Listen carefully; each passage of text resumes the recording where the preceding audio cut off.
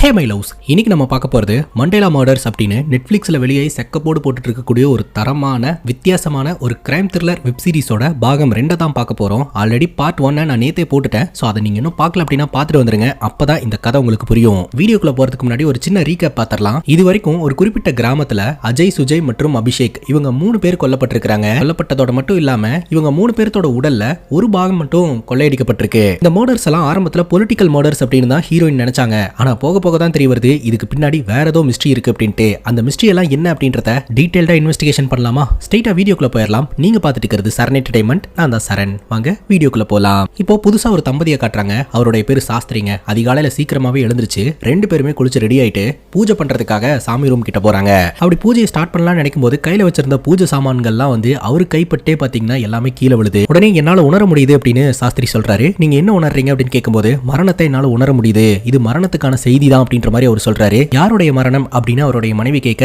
அதுக்கு அவர்கிட்ட பதிலே இல்லைங்க. மேபி அவருடைய மரணமா கூட இருக்கலாம் அப்படின்னு அவர் நினைக்கிறாரு. அங்க கட் பண்ணா மர்மங்கள் நிறைஞ்ச வர்ணா காட்டுக்குள்ள அஜய், சுஜய் இவங்க 2 பேரும் மர்மமான முறையில கொலை செய்யப்பட்டு இறந்து போனாங்க இல்லையா?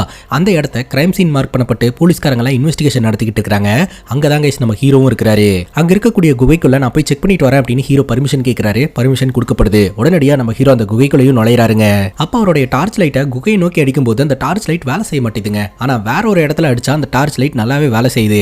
அங்க இருக்கக்கூடிய போட்டோகிராஃபர் சொல்றாரு, கொஞ்ச நேரத்துக்கு முன்னாடி நானும் உள்ள போய் செக் பண்ணலாம்னு போனேன், என்னோட ஃபிளாஷ் ஒர்க் ஆகல அப்படின்ற மாதிரி சொல்ல, அப்படியா என்னடா இது வினோதமான ஒரு இடமா இருக்கே அப்படின்னு சொல்லிட்டு நம்ம ஹீரோ அந்த குகைக்குள்ள நுழையறாருங்க. கொஞ்ச நேரம் அவர் கையில இருக்கக்கூடிய டார்ச் விட்டு விட்டு வேலை செய்யுது. அதுக்கப்புறம் வேலை செய்யறத நிறுத்திடுதுங்க. இன்டெப்தா நம்ம ஹீரோ அந்த குகைக்குள்ள போய் பாக்குறாருங்க. மனித உடல் அமைப்பு கொண்ட ஒரு உருவ சிம்பிளை பாத்தீங்கன்னா அங்க இருக்கக்கூடிய செவுத்துல பதிச்சிருக்காங்க. அதையே பாத்தீங்கன்னா தீக்குச்சி வெளிச்சத்துல தான் இவர் பாக்குறாரு. அதற்கான மீனிங் என்ன, இங்க என்ன நடக்குதுன்ற எந்த ஒரு தகவலுமே ஹீரோக்கு இப்போதைக்கு தெரியலங்க. அங்க கட் பண்ணா அனன்யாவை பாக்குறதுக்காக அனன்யாவோட சப்போர்ட்டர்ஸ் எல்லாம் வந்திருக்காங்க. அனன்யா என்ன சொல்றாங்க அப்படின்னா, எதிரிங்களா இறந்து போயிட்டாங்க, கடவுளே என்ன ப்ரொடெக்ட் பண்றதுக்காக இந்த மாதிரி ஒரு விஷயத்த பண்ணிருக்காங்க போல. இனிமேல் சரந்தாஸ்பூர் நிம்மதியா இருக்கும், யாருக்கும் எந்த ப்ராப்ளமும் கிடையாது, நான் உங்களை பத்திரமா பாத்துப்பேன் அப்படின்ற மாதிரிலாம் ப்ராமிஸ் கொடுத்துட்டு இருக்காங்க. அங்க கட் பண்ணா நம்ம ஹீரோனை காட்டுறாங்க. அதாவது அஜய், சுஜய் இறந்து போன இடத்துல இவனுங்க கூட்டிட்டு வந்த ஒரு ஆள் மட்டும் உயிரோட இருந்தார் இல்லையா? அதாங்க கட்டவரல கொடுத்து வரம் கேட்டாரு. அவரோட பேரு பிரிட்ஜுங்க. அவர்கிட்ட வந்து நம்ம ஹீரோன் கேள்விகளை கேட்டுக்கிட்டு இருக்காங்க. ஆனா அவர் எதுவுமே தெரியல அப்படின்ற மாதிரி சொல்றாரு. நீ பார்த்ததை சொல்லு அப்படின்னு கேட்க, கோஸ்ட் மாதிரி யாரோ ஒருத்தங்க வந்தாங்க, முகமெல்லாம் மறைக்கப்பட்டிருந்துச்சு, அவங்க தான் இந்த மாதிரி அட்டாக் பண்ணிட்டு போனாங்க அப்படின்ற மாதிரி சொல்ல, சரிப்பா நீ சொல்றது உண்மை நான் ஏத்துக்கிறேன், ஆனா உன்னை மட்டும் எப்படிப்பா அந்த கோஸ்ட் உயிரோட விட்டுச்சு அப்படின்னு கேட்க, அவர் மனசுல நினைக்கிறாரு இவரையும் அந்த கோஸ்ட் அட்டாக் பண்றதுக்காக தான் வந்திருக்கும். ஆனா அப்ப இவர் கை கட்டவரல் கட்டாயிருக்கிறத பார்த்துட்டு அது எதுவுமே பண்ணாம போயிடுச்சு. அதை இவர் மனசுல நினைச்சிட்டு இருக்கும்போதே இவங்க கேள்வியா கேட்கறாங்க, எப்படி உங்க கை கட்டவரல் கட்டாச்சு அப்படின்ட்டு. சுஜய் அண்ணா தான் கட் பண்ண வச்சாரு அப்படின்ற மாதிரி சொல்ல, சுஜய் அண்ணாவா எதுக்காக அப்படின்னு கேட்கும்போது வரத்தை வாங்குறதுக்காக அப்படின்ற மாதிரி இவர் சொல்றாரு. இவன் உளறிட்டு இருக்கிறான் அப்படின்னு சொல்லிட்டு போட்டு பொளக்குறாங்க. அதுக்கப்புறம் அனன்யாவை வர சொல்றாங்க விசாரணை பண்றதுக்காக. அந்த விஜய், சுஜயோட ஆட்கள் வந்து என்ன அட்டாக் பண்ணி அவங்களோட பூட் ஸ்பேஸ்ல போட்டு தூக்கிட்டு போயிருக்காங்க. அப்ப நீங்க என்ன காப்பாத்தணும்னு முயற்சி எடுக்கவே இல்லை அப்படின்ற மாதிரி சொல்ல, அப்படி இல்ல நான் காப்பாத்தலாம் அப்படின்னு டிரைவர் கிட்ட சொன்னேன். ஆனா டிரைவர் நம்ம இப்போதைக்கு இங்க இருந்து போனா மட்டும் போதும் மேடம் அப்படின்ற மாதிரி சொல்லி என்ன கார்ல உட்கார வச்சு கூட்டிட்டு போயிட்டான். அதுக்கப்புறம் ஆளுங்களை கூட்டிட்டு அந்த இடத்துக்கு வரலாம்னு நினைச்சோம், அதுக்குள்ள இந்த மாதிரி பிரச்சனை ஆயிடுச்சு அப்படின்ற மாதிரி அனன்யா சொல்றாங்க. இங்க பாருங்க, நான் காப்பாத்த வரல அப்படின்னு என் மேல நீங்க ரொம்ப கோவமா இருக்கீங்கன்னு எனக்கு புரியுது, ஆனா சூழ்நிலை அந்த மாதிரி இருந்துச்சு அப்படின்ற மாதிரி அனன்யா சொல்றாங்க. அது மட்டும் இல்லாம அனன்யாவும் நம்ம ஹீரோ ஃப்ரெண்ட்ஸ் அப்படின்ற விஷயம் தெரிய வருதுங்க. அதனால ஹீரோ பத்தி கொஞ்சம் விசாரணை பண்ணணும் அப்படின்ற மாதிரி சொல்லிட்டு நம்ம ஹீரோயின் பாத்தீங்கன்னா ஹீரோவை கூப்பிட்டு கேள்வி மேல கேள்வி கேட்கறாங்க. இது வரைக்கும் கொலை நடந்த இடத்துல எல்லாம் நீங்க இருந்திருக்கீங்க, அது எப்படி அப்படின்னு கேட்கும்போது நம்ம ஹீரோ சொல்றாரு, நான் ஒரு போலீஸ் இன்ஸ்பெக்டர், கொலை நடந்த இடத்துக்கு போய் விசாரணை பண்றதே என்னோட வழக்கம் அப்படின்ற மாதிரி இவர் சொல்றாரு. நீங்க எங்க போலீஸா இருந்தீங்க அப்படின்னு கேட்கும்போது இவருடைய டீடைல் எல்லாத்தையுமே சொல்றாருங்க. அனன்யா சொல்றாங்க, அப்படியே உன்னை நான் அம்போன்லாம் விட்டுட்டு போக கிடையாது, பக்கத்துல இருக்கக்கூடிய கிராமத்துக்கு போய் நான் போலீஸ்காரங்களுக்கு போன் பண்ணி இன்ஃபார்ம் பண்ண அப்படின்ட்டு. ஆமா நீங்க இன்ஃபார்ம் பண்ணிருக்கீங்க, ஆனா நீங்க இன்ஃபார்ம் பண்ண கிடையாது, உங்களோட டிரைவர் தான் வந்து இன்ஃபார்ம் பண்ணிருக்காரு. அப்போ நீங்க அந்த டிரைவர் கூடயே இல்ல, அப்ப நீங்க எங்க போனீங்க அப்படின்ற மாதிரி கேள்வி கேட்க, அப்ப அனன்யா சொல்றாங்க, எனக்கு அந்த ஷாக்ல பிபி அதிகமாயிடுச்சு, அதனால அங்க இருக்கக்கூடிய ஒரு நர்சிங் ஹோம்ல என்ன சேர்த்துட்டு என்னோட டிரைவர் போய் போலீஸ்க்கு இன்ஃபார்ம் பண்ணிருக்காரு அப்படின்னு சொல்ல, இதை வந்து நம்ம ஹீரோன் ஏத்துக்கிறாங்க. அனன்யா ஒரு கேள்வி கேட்கறாங்க, சம்பவம் நடந்த இடத்துல ஒரு நபருக்கு கை கட்டவரலும் இன்னொரு நபருடைய கையும் துண்டாக்கப்பட்டிருந்துச்சு அப்படின்னு நான் கேள்விப்பட்டேன், உன்னை விக்ரம் தான் வந்து காப்பாத்தினானா அப்படின்னு கேட்க, விக்ரம் அப்படின்னு உரிமையாவே பேசுறீங்க, விக்ரமுக்கும் உங்களுக்கும் என்ன ரிலேஷன்ஷிப் அப்படின்னு கேட்க, அதற்கான பதில நம்ம ஹீரோ சொல்றாருங்க. அனன்யா இருக்காங்க இல்லையா, அனன்யாவுடைய தங்கச்சி தான் பாத்தீங்கன்னா ஹீரோ கல்யாணம் பண்ணிருக்கிற கவிதா. இப்ப கூட கோமா ஸ்டேஜ்ல இருக்காங்களே கவிதா, சோ அவங்க தான். சோ இவங்க 2 பேரும் ரிலேட்டிவ்ஸ் அப்படின்னு இப்பதான் நம்ம ஹீரோனுக்கு தெரிய வருது. அங்க கட் பண்ணா மறுபடியும் உங்க கஸ்டடியில் இருக்கக்கூடிய பிரிட்ஜோ போட்டு பொலபொலன்னு பழக்கிறாங்க. நீ அஜய், சுஜயோட ஆரம்ப கட்ட காலத்துல இருந்தே அவங்க கூட இருக்கக்கூடிய ஒரு ஆளு, உனக்கு தெரியற இன்ஃபர்மேஷனை சொல்லிரு அப்படின்னு மிரட்ட, அப்ப இந்த பிரிட்ஜு சொல்ல ஆரம்பிக்கிறாருங்க. கொஞ்சம் வருஷத்துக்கு முன்னாடி பிரதாப் அப்படின்ற ஒரு அரசியல்வாதி மூலமா அஜய், சுஜயோட உயிருக்கு ஆபத்து வந்தது. சோ இவங்க 2 பேரும் ஆள் நடமாட்டம் இல்லாத ஒரு காட்டு பகுதிக்குள்ள செகண்ட்ல தலைமறைவாயிட்டாங்க. அவங்க தலைமறைவாய் இருக்கக்கூடிய இடத்தை தெரிஞ்சுக்கிட்டு இந்த பிரதாப்போட ஆளுங்கெல்லாம் போய் கொல்றதுக்கு போனாங்க. அப்போ அஜய் சுஜயோடைய அம்மா போயிட்டு ஒரு சாமியாரை மீட் பண்ணி தன்னோட பசங்களோட உயிர் காப்பாற்றப்படணும் அப்படின்னு ஒரு காயினை வாங்கினாங்க. அந்த காயினை கொண்டு போய் வர்மா காட்டுக்குள்ள இருக்கக்கூடிய இடத்துல கொடுத்து அவங்களோட கை கட்ட விரலையும் கொடுத்து அவங்க வரமா கேட்டாங்க.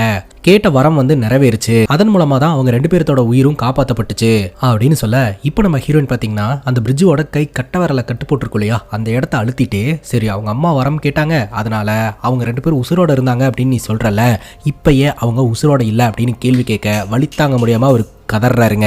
இப்போ நம்ம ஹீரோயின் போயிட்டு அனன்யா கிட்ட பேசுறாங்க. ஆக்சுவலா நீங்க தெரிஞ்சேதான் தாமதமா போலீஸ்க்கு இன்ஃபார்ம் பண்ணியிருக்கீங்க. அதற்கான காரணம் என்னன்னா அஜய் சுஜய் 2 பேரும் கோவத்தில் என்ன மர்டர் பண்ணிட்டானுங்கன்னு வைங்களேன். நீங்க எலெக்ஷன் கேம்பெயின்ல அவனுக்கு 2 பேருக்கு எதிராக பேசி நீங்க எலெக்ஷன்ல வின் பண்ணிடுவீங்க. உங்களுடைய அரசியல் நோக்கத்துக்காக தான் என்ன கொலை பண்றதுக்காக நீங்க தாமதமா போலீஸ்க்கு இன்ஃபார்ம் பண்ணிருக்கீங்க அப்படின்ற விஷயத்த ஹீரோயின் சொல்றாங்க. அங்க கட் பண்ணா நம்ம ஹீரோ கிட்ட ஹீரோயின் விசாரணை பண்ண ஆரம்பிக்கிறாங்க. நீங்க எப்படி கரெக்டா அந்த ராத்திரி அந்த காட்டுக்குள்ள வந்தீங்க அப்படின்னு கேட்க, 22 வருஷத்துக்கு முன்னாடி என்னோட அம்மா அந்த இடத்துல தான் காணாம போனாங்க. என்னுடைய அம்மா காணாம போனதை பத்தி ஏதாவது தகவல் கிடைக்குமா அப்படின்னு சொல்லி செக் பண்றதுக்காக தான் நான் அந்த இடத்துக்கு வந்தேன். வந்த இடத்துல தான் இப்படி ஒரு சம்பவம் ஆயிடுச்சு அப்படின்ற மாதிரி ஹீரோ சொல்றாருங்க. 22 வருஷத்துக்கு முன்னாடி நடந்த சம்பவத்துக்கு இப்போ நீங்க தடயம் தேடுறீங்கன்னு சொல்றீங்க, இதுல என்ன லாஜிக் இருக்கு அப்படின்னு கேட்க ஹீரோ சொல்றாரு, அபிஷேக் இறந்து போன இடத்துல அபிஷேக்கோடைய தலையில ஒரு சின்னம் இருந்தது. அதே மாதிரியான சின்னம் என்னுடைய அம்மா கிட்ட இருந்த ஒரு காயின்ல நான் பார்த்தேன். சோ அபிஷேக்கோடைய கொலைக்கும் என்னுடைய அம்மா காணாம போனதுக்கும் ஏதோ ஒரு தொடர்பு இருக்கு அப்படின்ற மாதிரி எனக்கு தோணுச்சு. அதனாலதான் நான் இந்த வழக்கை இறங்கி விசாரணை பண்ணிட்டு இருக்கிறேன் அப்படின்ற மாதிரி ஹீரோ சொல்றாருங்க. அது மட்டும் இல்லாம நான் டெல்லி போலீஸ்ல இருந்தவன், என்ன உங்க டீம்ல வச்சுக்கிட்டீங்க அப்படின்னா கண்டிப்பா என்னால உங்களுக்கு உதவியா தான் இருக்கும் இந்த கிரைம்ஸை சால்வ் பண்றதுக்கு. நான் உங்க கூடயே இருக்கேன் அப்படின்றதுக்காக நீங்க என்ன சந்தேகப்படாமலாம் இருக்க வேணாம், என் மேலேயே ஒரு கண்ணு வச்சுக்கோங்க, ஆனா கண்டிப்பா என் மூலமா உங்களுக்கு நிறைய உதவி கிடைக்கும் அப்படின்ற மாதிரி ஹீரோ சொல்றாருங்க. இப்போ நம்ம ஹீரோ பாத்தீங்கன்னா அவங்க அம்மா கிட்ட இருந்த அந்த சிம்பிள் போட்டிருக்கக்கூடிய காயினை காட்டுறாங்க. சோ அந்த காயினை நம்ம ஹீரோயின் வாங்கி பார்க்கும்போது பிரிட்ஜ் சொன்னது ஞாபகம் வருது. இந்த மாதிரி அஜய் சுஜய் என்ன அந்த இடத்துக்கு கூட்டு போனாங்க, என் கையில ஒரு காயினை கொடுத்து குகைக்குள்ள போய் வரம் கேட்க சொன்னாங்க அப்படின்ட்டு. காயினை முதல்ல உள்ள போடும்போது ஒரு பக்கம் மட்டும் தான் சிம்பிள் இருந்தது. காயின் உள்ள போட்டதுக்கு அப்புறம் காயின் வெளியில வந்தது, 2 பக்கமே சிம்பிள் இருந்தது அப்படின்ற மாதிரி சொல்றாருங்க. அந்த மிஷினை எடுத்துட்டு வந்த நபர் என் கை கட்ட விரல அந்த மிஷின்ல வைக்க சொன்னாரு. நான் பயத்துல உறைஞ்சே போயிட்டேன். பட்டுன்னு என்னோட கை கட்ட விரல் துண்டாக்கப்பட்டுச்சு. நீ கேட்ட வரம் நிறைவேற்றப்படும் அப்படின்ற மாதிரி சொல்லிட்டு அவர் உள்ள போயிட்டாரு அப்படின்ற மாதிரி இந்த பிரிட்ஜ் சொல்றாருங்க. அதுக்கப்புறம் என்ன நடந்தது அப்படின்னு கேட்கும்போது, அதுக்கப்புறம் என்ன நடந்ததுன்னு எனக்கு சரியா ஞாபகம் இல்லைங்க. நீங்க எவ்வளவு அடிச்சாலும் சரி உதச்சாலும் சரி எனக்கு தெரிஞ்சது அவ்வளவுதான் அப்படின்ற மாதிரி திரும்ப திரும்ப இந்த பிரிட்ஜ் சொல்லிக்கிட்டு இருக்காருங்க. இப்போ நம்ம ஹீரோயின் பாத்தீங்கன்னா ஹீரோ கிட்ட என்னோட அனுமதி இல்லாம நீங்க வெளியூருக்கு எங்கேயுமே போக கூடாது, இந்த விசாரணை எல்லாம் முடிகிற வரைக்கும் நீங்க இங்க தான் இருக்கணும் அப்படின்ற மாதிரி சொல்லிடுறாங்க. இந்த எபிசோடோட ஸ்டார்டிங்ல சாஸ்திரி அப்படின்ற ஒரு நபரையும் அவரோட மனைவியும் நம்ம பார்த்தோம். அவங்க 2 பேரும் போலீஸை மீட் பண்றதுக்காக வந்திருக்காங்க. வெளியில நின்னுட்டு இருக்கக்கூடிய நம்ம ஹீரோ உள்ள என்ன நடக்குது அப்படின்னு ஹீரோட ஃப்ரெண்டு கிட்ட கேட்டுட்டு இருக்காரு. வந்திருக்கிறது ஒரு ஜோசிகாரு, அவரோட பேரு சாஸ்திரி, அடுத்து அவர் தான் கொல்ல போறாங்க அப்படின்னு அவரே போலீஸ் ஸ்டேஷன்ல சொல்லிக்கிட்டு இருக்காரு அப்படின்னு சொல்ல, சரி வா உள்ள என்ன நடக்குதுன்னு பார்க்கலாம் அப்படின்னு ஹீரோ சொல்ல, உள்ள விசாரணை பண்ணிட்டு இருக்கிறது சிஏபி அதிகாரி, நம்மளுக்கெல்லாம் உள்ள அலோடே கிடையாது அப்படின்ற மாதிரி ஹீரோட ஃப்ரெண்டு சொல்லிடுறாருங்க. ஆனாலும் நம்ம ஹீரோ உள்ள உட்கார்ந்துறாருங்க. இப்போ இந்த சாஸ்திரி சொல்றாரு, ஆக்சுவலா நான் நிழல படிக்கக்கூடிய ஒரு ஆளு, ஒரு நிழலை வச்சு அந்த நிழல் என்ன சொல்லுது அப்படின்றத என்னால கணிக்க முடியும். இந்த அஜய் சுஜய் இறந்து போனாங்க இல்லையா, அந்த டைம்ல பாத்தீங்கன்னா இவர் ஒரு நிழலை கவனிச்சிருந்திருக்கிறாரு. அந்த நிழல் மரணத்துக்கான நிழல் அப்படின்ற மாதிரி சொல்றாரு. அதான் காலையில பூஜை பண்ணலான்ட்டு போகும்போது அந்த பூஜை சாமான் எல்லாம் தட்டி விடப்பட்டு கீழே விழுந்தது இல்லையா, அப்ப கூட நான் உணர்றேன் மரணத்தை உணர்றேன் அப்படின்ற மாதிரி சொல்லியிருந்தார் இல்லையா. அப்போ ஒரு பயங்கரமான ஸ்மெல் வந்துதான். அந்த ஸ்மெல் அந்த வர்ணா காட்டுக்குள்ள மட்டும்தான் வருமா. அந்த ஸ்மெல்லை ஃபாலோ பண்ணிக்கிட்டே அங்க இருக்கக்கூடிய காட்டுக்குள்ள நுழைஞ்சிருக்காரு. அப்பதான் பாத்தீங்கன்னா நான் மரணத்துக்கான நிழலையும் பார்த்தேன், அந்த பழங்காலத்து வாழையும் பார்த்தேன் அப்படின்ற மாதிரி சொல்றாரு. அந்த பழங்காலத்து வாழ் தான் ஆயுதம், அந்த ஆயுதத்தை வச்சுதான் கில்லர் கொலை பண்ணியிருக்கான் அப்படின்ற மாதிரி இவர் சொல்றாருங்க. ஹீரோயின் சொல்றாங்க, நீங்க சொல்றது எல்லாத்தையுமே ஏத்துக்கிறேன், ஆனா அந்த கொலைகாரன் அடுத்து உங்களை தான் கொல்ல போறான் அப்படின்ற விஷயத்த இப்ப நீங்க எங்க கிட்ட சொல்றீங்களே, எப்படி உங்களால இவ்வளவு உறுதியா சொல்ல முடியுது அப்படின்ற மாதிரி கேட்க, எனக்கு ஒரு ஃப்ரெண்ட் இருக்கிறான், அவனோட பேரு ஜிம்மி கான், அவன் இந்த அமானுஷமான மரணங்களை பத்தி எல்லாம் ஆராய்ச்சி பண்ணிக்கிட்டு இருக்கான், அவன் இந்த மாதிரி நடக்கக்கூடிய விஷயங்களை எல்லாம் என்கிட்ட ஷேர் பண்ணி இருந்திருக்கான், அமானுஷமான மரணங்களோட வரிசையில ஆசிரியரோடைய மரணமும் இருக்கு அப்படின்ற மாதிரி சொன்னா. சோ அதை வச்சுதான் நான் சொல்றேன் அடுத்து என்னத்தான் கில்லர் கொல்ல போறானே, ஏன்னா நான் ஒரு ஆசிரியர் அப்படின்ற மாதிரி இவர் சொல்றாருங்க. அதாவது இந்த அஸ்ட்ராலஜி எல்லாம் படிச்சுட்டு அது சம்பந்தப்பட்ட துறையில ஆசிரியரா இருப்பாங்க இல்லையா, அவங்க தான் கொல்லப்படுவாங்க அப்படின்ற மாதிரி அவர் சொல்லியிருந்திருக்காரு. சோ அந்த பர்டிகுலர் கேட்டகரியில இவர் தான் இருக்கிறதாகவும் இவர் தான் அடுத்து கொல்லப்பட போறதாகவும் சொல்றாருங்க. உடனே அந்த இடத்துக்கு இந்த சாஸ்திரியோட மனைவி பிரச்சனை பண்ண ஆரம்பிக்கிறாங்க. உங்ககிட்ட எத்தனை தாட்டி சொல்றது, உங்களுக்கு தெரிஞ்ச விஷயத்த யார்ட்டையும் சொல்லாதீங்கன்னு, உங்களுக்கு தெரிஞ்ச விஷயத்த நீங்க மத்தவங்க கிட்ட சொன்னீங்கன்னா உங்களை முட்டாள் அப்படின்னு தான் நினைப்பாங்க, யாரும் நீங்க சொல்றதை நம்புறதுக்கு தயாரா இல்ல, இப்ப கூட இவங்க எல்லாம் உங்களை பைத்தியம் தான் நினைப்பாங்க அப்படின்ற மாதிரி மனைவி சொல்லிக்கிட்டு இருக்காங்க. உடனே ஹீரோயின் கேக்குறாங்க, நீங்க யார் அப்படின்ட்டு. என்னோட பேர் காலிந்தி, சாஸ்திரியோட மனைவி அப்படின்னு சொல்லிட்டு, எங்களுக்கு அமிர்த் அப்படின்ற ஒரு பையன் இருக்கான், நாங்க இல்லைன்னா சாப்பிட மாட்டான், நாங்க உடனடியாக போய் ஆகணும் அப்படின்ற மாதிரி சொல்லிட்டு உடனடியாக அந்த இடத்துல இருந்து கிளம்புறாங்க. கிளம்பும்போது சாஸ்திரி நம்ம ஹீரோயின் கிட்ட சொல்றாரு, உண்மையை வெளியில கொண்டு வரது மட்டும்தான் என்னோட வேலை, எனக்கு மரணத்தை பத்தின பயமெல்லாம் கிடையாது, அதனால வேற எதனாவது கேள்வி இருந்தது அப்படின்னா நீங்க என்னோட வீட்டுக்கே வந்து விசாரணை பண்ணலாம் அப்படின்ற மாதிரி சொல்லிட்டு அவர் கிளம்புறாருங்க. சாஸ்திரி மூலமா ஜிம்மி கான் அப்படின்ற ஒரு நபரை பத்தின தகவல் தெரிய வந்தது இல்லையா, உடனடியே இந்த ஜிம்மி கானை மீட் பண்றதுக்காக நம்ம ஹீரோ போறாருங்க. அங்க நூறு அப்படின்ற ஒரு சின்ன பொண்ணு தான் பாத்தீங்கன்னா ஹீரோவை வெல்கம் பண்றா. அது ஒரு சின்ன அபார்ட்மெண்ட் பில்டிங் மாதிரி இருக்குதுங்க. அங்க நிறைய பேர் வாடகைக்கு தங்கி இருக்காங்க. சோ அந்த இடத்துல தான் இந்த ஜிம்மி கானும் இருக்கிறாரு. இந்த ஜிம்மி கான் கிட்ட அப்படி இப்படின்னு பேசி நம்ம ஹீரோ ஃப்ரெண்ட்ஷிப் மேக் பண்ணலாம்னு நினைக்கிறாரு. ஆனா அவர் சந்தேக பார்வையிலேயே இருக்கிறதுனால இவர் உண்மை சொல்லிடுறாரு. கொஞ்ச நாளைக்கு முன்னாடி அபிஷேக் அப்படின்ற ஒருத்தன் கொல்லப்பட்டு ஆத்துல மிதந்து வந்தான். ரெண்டாவது அஜய் மற்றும் சுஜய் அப்படின்ற 2 பேர் வந்து மர்மமான முறையில் கொல்லப்பட்டு இறந்து போனாங்க. சோ இதுக்கு பின்னாடி இருக்கக்கூடிய மர்மங்களை பத்தி எல்லாம் உங்ககிட்ட தெரிஞ்சுக்கிறதுக்காக தான் வந்தேன் அப்படிங்கும்போது, என்ன இதை பத்தி எல்லாம் எங்கிட்ட வந்து விசாரணை பண்ணிட்டு இருக்க, நீ என்ன போலீஸ் அப்படின்னு கேட்கும்போது, போலீஸ் கிடையாது, ஆனா கூடி சீக்கிரம் உங்களை போலீஸ் தேடி வருவாங்க, அதுக்குள்ள இன்ஃபர்மேஷனை நான் வாங்கிக்கணும்னு சொல்லிட்டு தான் வந்திருக்கேன் அப்படின்ற மாதிரி சொல்ல, என்னால எதுவும் சொல்ல முடியாது, என்கிட்டயே வந்து விசாரணை பண்றியா அப்படின்னு சொல்லிட்டு அங்க இருக்கக்கூடிய கத்தியை காட்டி மிரட்டுறாரு. உங்க பொண்ணு முன்னாடி இப்படி கத்தியை காட்டி மிரட்டலாமா அப்படின்ற மாதிரி கேட்க, பொண்ணு முன்னாடியே கொண்டுருவான் போயிரு அப்படின்ற மாதிரி சொல்ல, உடனே ஹீரோ அந்த இடத்துல இருந்து வெளியில வந்துடுறாருங்க. பார்த்தா நம்ம ஹீரோக்கு ஒரு மெசேஜ் வந்திருக்கு அனன்யா கிட்ட இருந்து, ஈவினிங் ஒரு இடத்துல மீட் பண்ணலாம் அப்படின்னு சொல்லிட்டு.